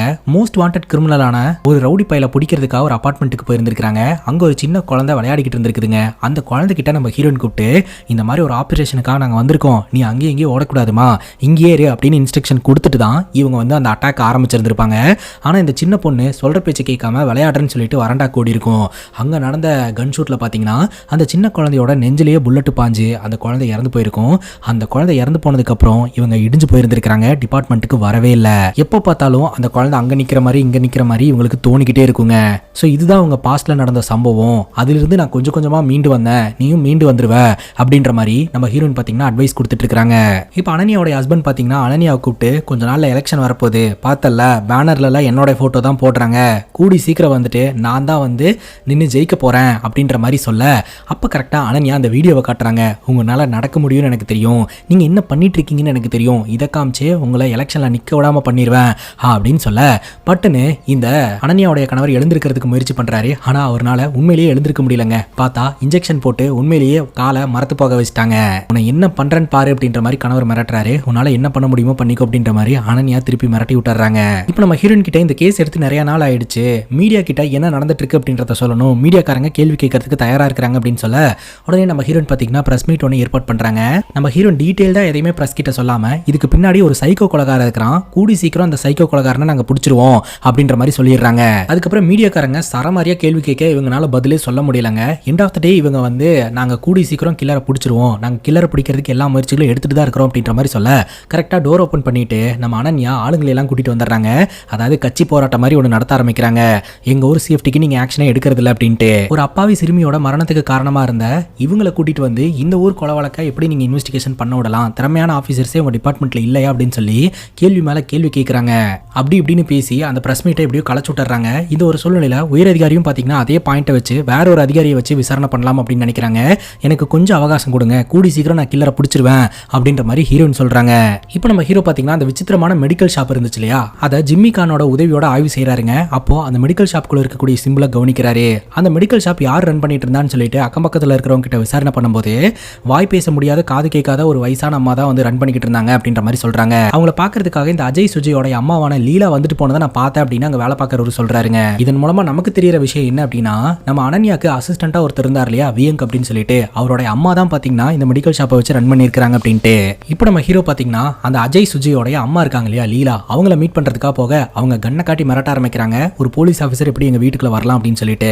அப்போ நம்ம ஹீரோ சொல்றாரு, நீங்க நினைக்கிற மாதிரி உங்க பசங்களை கொன்னது அனன்யாவோ இல்ல போலீஸ் ஆஃபீஸர்ஸோ கிடையாது. உங்களுக்கு ஒருத்தன் வரத்தை கொடுத்தான் இல்லையா, வரம் கொடுத்தவன் தான் உங்க பசங்களையும் போட்டு தள்ளி இருக்காங்க. ஆக்சுவலா நான் எங்க அம்மாவை தேடி இந்த ஊருக்கு வந்திருக்கேன், நீங்க எனக்கு உதவி செஞ்சீங்க அப்படின்னா நம்ம ரெண்டு பேரும் ஒருத்தர் உதவி செஞ்சுக்கலாம், இந்த கேஸ் சால்வ் பண்ணலாம் அப்படின்ற மாதிரி சொல்ல அவங்க அம்மாவும் சரின்னு சொல்றாங்க. நாணயத்தை போட்டு கட்டவரில் கொடுத்தா நம்ம கேட்ட வரம் நிறைவேறும் அப்படின்ற மாதிரி அவங்க அம்மா சொல்றாங்க. இந்த நாணயத்தை கொடுத்தது யாரு அப்படின்னு கேட்க காலிந்தி அப்படின்றவங்க தான் கொடுத்தாங்க அப்படின்ற மாதிரி சொல்றாங்க. அதான் ஆசிரியர் அப்படின்னு நம்ம பார்த்தோம் இல்லையா காலிந்தி, அவங்க தான் இந்த காயின்ஸை கொடுத்துருந்துருக்காங்க. மைத்திலி அப்படின்ற ஒருத்தங்க தான் அவங்க கூடயே இருப்பாங்க. ஸோ அவங்க தான் வந்து என்ன அந்த இடத்துக்கு கூட்டு போனாங்க அப்படின்ற மாதிரி சொல்றாங்க. அந்த மைத்திலின்றவங்க வேற யாரும் கிடையாதுங்க, வியங்க் அப்படின்றவருடைய அம்மா தான். அவங்க தான் அந்த மெடிக்கல் ஷாப்பை ரன் பண்ணிக்கிட்டு இருந்திருக்காங்க. அது மட்டும் இல்லாம அஜய் சுஜயோட அம்மா என்ன சொல்றாங்கன்னா முறையா வரம் கேட்டு போனாங்க இல்லையா, ஸோ அப்போ அந்த வரம் நிறைவேறி இருந்திருக்குது. ரெண்டாவது முறையா அங்க போனப்போ அந்த இடத்துல இந்த கடவுளுடைய ஒரு தகுடு இருந்திருக்குதுங்க. அந்த கடவுளுக்கு அவங்க பிரேயர் பண்ணி பூஜை பண்றதுனால தான் நல்லதெல்லாம் நடக்குது போல அப்படின்னு சொல்லிட்டு அந்த தகுடை திருடிட்டு வந்ததா சொல்லி அந்த தகுடு எடுத்து காட்டுறாங்க. அந்த தகுடை பாத்தீங்கன்னா ஹீரோ பார்த்து பயங்கர ஷாக்கா வராருங்க. அதாவது அஜய் சுஜய் இறந்து போன இடத்துல ஒரு குகை இருந்தது. அந்த குகைக்குள்ள மனித உருவத்தில் இருக்கக்கூடிய ஒரு உருவமைப்பை அங்க இருக்கக்கூடிய செவத்துல இருந்த மாதிரி நம்ம பார்த்தோம் இல்லையா, அந்த உருவமைப்பு தான் அந்த தகுடுலயும் இருக்குதுங்க. இப்போ நம்ம ஹீரோ பாத்தீங்கன்னா ஹீரோனுக்கு போனை போட்டு இந்த வியங்கோடைய அம்மா தான் வந்து காலந்தி கூட சேர்ந்து அந்த வரத்தை கொடுக்கக்கூடிய வேலையை பார்த்துருந்துருக்காங்க. நீ அனன்யா கூடயே இருக்கக்கூடிய அந்த வியங்க் அப்படின்ற பிஏவை கூப்பிட்டு விசாரணை பண்ணினா பல உண்மைகள் வெளியில வரதுக்கு வாய்ப்பு இருக்கு அப்படின்ற மாதிரி சொல்ல உடனே பண்றேன் அப்படின்னு ஹீரோயின் சொல்றாங்க. இப்போ நம்ம ஹீரோயின் பாத்தீங்கன்னா வியங்கோட வீட்டை ஆய்வு செய்யறாங்க. ஆனா வியங்க் பாத்தீங்கன்னா அந்த வீட்டுல இல்ல, தப்பிச்சு போயிட்டான். அந்த வீட்டை இன்னும் சோதனை தான் பண்ணிட்டு இருக்காங்க. இப்போ ஜிம்மி கான் வந்து நம்ம ஹீரோயின் கிட்ட பேசணும் அப்படின்ற மாதிரி சொல்றாரு. என்ன விஷயம் அப்படின்ற மாதிரி கேட்க அடுத்த சின்னத்திற்கான டீகோட பண்ணிட்டேன் அப்படின்ற மாதிரி சொல்ல என்னது அப்படின்னு கேட்கும்போது சேவகனின் மகனின் கால்கள் அப்படின்ற மாதிரி போட்டிருக்கு. அடுத்து யாரோ ஒருத்தங்களை கொலை பண்ணி கால்களை தூக்கிட்டு போறான் அந்த கில்லர் அப்படின்றது இதுல இருந்து தெரிய வருதுங்க. சோ சேவகனின் மகன் அப்படின்னு தெளிவா போட்டிருக்கு இல்லையா, சோ அந்த கடவுளுக்கு யார் சேவை செஞ்சுட்டு இருந்தாங்களோ அவங்களுடைய மகனோட காலத்தா வந்து அடுத்து கில்லர் கொல்ல போறான். இப்போ நம்ம ஹீரோயின் பாத்தீங்கன்னா ஹீரோவை கூப்பிட்டுட்டு அந்த குகைக்குள்ள என்ன இருக்கு அப்படின்றத நம்ம போய் பார்த்துட்டு வரலாம் அப்படின்னு சொல்லிட்டு தீப்பந்தத்தெல்லாம் எடுத்துட்டு நம்ம ஹீரோயின் அதுக்கப்புறம் ஹீரோ ஜிம்மி கான் இவங்க 3 பேரும் போறாங்க. ஸோ இவங்களுக்கு இந்த காலந்தியோட வீட்டில் சிம்பிள்ஸ் அடங்கிய சில பொருட்கள் கிடைச்சது இல்லையா, அதையெல்லாம் அவங்க கொண்டு போயிருந்திருப்பாங்க. அது கிட்ட கொண்டு போகும்போதே மேக்னெட்ல செவுத்துல ஒட்டிக்குதுங்க. ஸோ எல்லா சிம்பிள்ஸும் கரெக்டாக பொருந்தினதுக்கு அப்புறம் அந்த செவுத்துல மறைஞ்சிருக்கக்கூடிய ஒரு பெரிய சிம்பிள் ஒன்று வெளியில வருதுங்க. அதுல இருக்கக்கூடிய குறிப்புகள் எல்லாம் ஜிம்மி கான் படிச்சு பாக்குறாருங்க. அப்பதாங்க விஷயமே தெரிய வருது. ஒரு சிம்பிள்ல 8 புள்ளிகள் இருக்குதுங்க. அந்த 8 புள்ளிகளும் ஒரு மீனிங்கை கொடுக்குது. ஸோ அந்த ஒரு மீனிங்ல ஒருத்தங்களோட உடம்புல இருந்து ஒரு பார்ட்டை எடுத்துட்டு வந்து அதை முழு உடம்பா வந்து உருவாக்கி அந்த உடம்புக்கு உயிர் கொடுக்க போறாங்க. சோ அந்த உடம்பு தான் வந்து அவங்க கடவுள் அப்படின்னு நினைக்க போறாங்க அப்படின்றத ஜிம்மி கான் கண்டுபிடிக்கிறாருங்க. இது வரைக்கும் நெஞ்சு, கை, தலை அப்புறம் முகம் அவங்களுக்கு கிடைச்சிருச்சு. சோ அடுத்ததா பாத்தீங்கன்னா யாரோ ஒருத்தவங்களுடைய காலை எடுக்க போறாங்க இந்த உடம்புக்காக. இத பத்தி நம்ம ஹீரோக்கு ஒண்ணுமே புரியல அப்படின்னு ஹீரோயின் கிட்ட சொல்ல ஹீரோயின் சொல்றாங்க இது சாதாரண விஷயம் எல்லாம் கிடையாது, போஸ்ட்மார்ட்டத்தோட ஆழமான அர்த்தத்தை எல்லாம் தெரிஞ்சுக்கிட்டு தான் இவங்க இந்த விஷயத்த பண்றாங்க அப்படின்ட்டு. இப்ப வியங்கோட வீட்ல இருந்து சில டேட்டாஸ் எல்லாம் எடுத்துட்டு வந்திருக்காங்க. ஒரு பாக்ஸ் கிடைச்சிருக்குது, அந்த பாக்ஸ்ல நிறைய போட்டோஸ் இருந்தது அப்படின்ற மாதிரி சொல்றாங்க. அந்த போட்டோஸ் எல்லாம் நம்ம ஹீரோ எடுத்து பாத்துக்கிட்டு இருக்காருங்க. அப்பதான் நம்ம ஹீரோக்கு ஒரு செயின் ஒன்று கிடைக்குது. அந்த செயினை பார்த்த உடனே அது கவிதாது அப்படின்றத ஹீரோ கண்டுபிடிச்சிடறாருங்க. அனன்யாவோட பிஏவா இருக்கக்கூடிய இந்த வியங்குக்கும் நம்ம ஹீரோட கேர்ள் ஃபிரெண்டான கவிதாக்கும் என்ன லிங்க் அப்படின்றது இப்போதைக்கு நமக்கு தெரியல. அங்க கட் பண்ணா இந்த வியங்க நம்ம கிட்ட காட்டுறாங்க. வியங்கோட அம்மா சொல்லியிருந்தாங்க இல்லையா, என்னோட கணிப்பு கரெக்ட் அப்படின்னா அடுத்தது உன்னதான் வந்து கொல்ல போறாங்க அப்படின்னு சொல்லிட்டு. சோ அதனால இந்த வியங்க் அதுல இருந்து தப்பிக்கணும்னு நினைக்கிறான். அந்த நேரம் பார்த்து அவனை கொல்றதுக்காக அந்த உருவம் வந்துருச்சுங்க. அப்ப இந்த வியங்க் வந்து சொல்றான், நான் சேவகனுடைய மகன் தான், இல்லன்னு சொல்ல கிடையாது. என்னுடைய அப்பா வந்து சர்வெண்டா அந்த ஒரு வீட்டுல வேலை பார்த்திருக்காரு. அதே சமயம் இந்த பிரிட்ஜு அப்படின்ற ஒரு நபர் இருக்கிறார் இல்லையா, அவரு அஜய் சுஜய்க்கு வேலை பார்த்திருந்திருக்காரு. அதே சமயம் அவங்க பையன் வந்து கிடைக்கணும் அப்படின்னு சொல்லிட்டு வரமும் கேட்டு அந்த வரமும் நிறைவேறி இருந்திருக்குது. அப்படி பார்த்தா இந்த பிரிட்ஜோட பையன் கூட சேவகனுடைய மகன் தானே. எனக்கு பதிலா நான் வந்து இந்த பிரிட்ஜோட பையனை உங்களுக்கு கொடுக்குறேன், இவனோட உயிரை எடுத்துக்கோங்க அப்படின்ற மாதிரி இந்த வியங் பேசிக்கிட்டு இருக்கிறாருங்க. அந்த பையன் பயங்கரமா கதறிக்கிட்டு இருக்கிறான், என்ன விட்டுருங்க அப்படின்ட்டு. ஆனா அந்த மர்ம உருவம் கத்திய பாத்தீங்கன்னா இந்த வியங்கோட கழுத்துல வச்சிருக்கு, ஒரே வெட்டா வெட்டுதுங்க. ஆனா இந்த மர்ம உருவம் கொலை பண்ணது இந்த வியங்கவா இல்ல இந்த பிரிட்ஜுவோட பயனையா அப்படின்றத சஸ்பென்ஸா வச்சு இந்த எபிசோட கம்ப்ளீட் பண்றாங்க. இன்னும் இந்த சீரீஸ்ல பாத்தீங்கன்னா 3 எபிசோட்ஸ் இருக்குது. வீடியோ லென்த்தா இருக்கிற காரணத்தினால அந்த 3 எபிசோட்ஸை நாளைக்கு எக்ஸ்பிளைன் பண்ணி நான் போடுறேன். அந்த 3 எபிசோட்ஸ்ல தான் மொத்த மர்மமும் ரிவீல் ஆக போகுது. உங்களை மாதிரியே நானும் அடுத்து என்ன நடக்க போகுது அப்படின்றத தெரிஞ்சுக்கிறதுல ஆர்வமா இருக்கிறேன். So stay tuned. நெக்ஸ்ட் வீடியோல வந்து சந்திக்கிறேன். Love you guys, take care and cheers.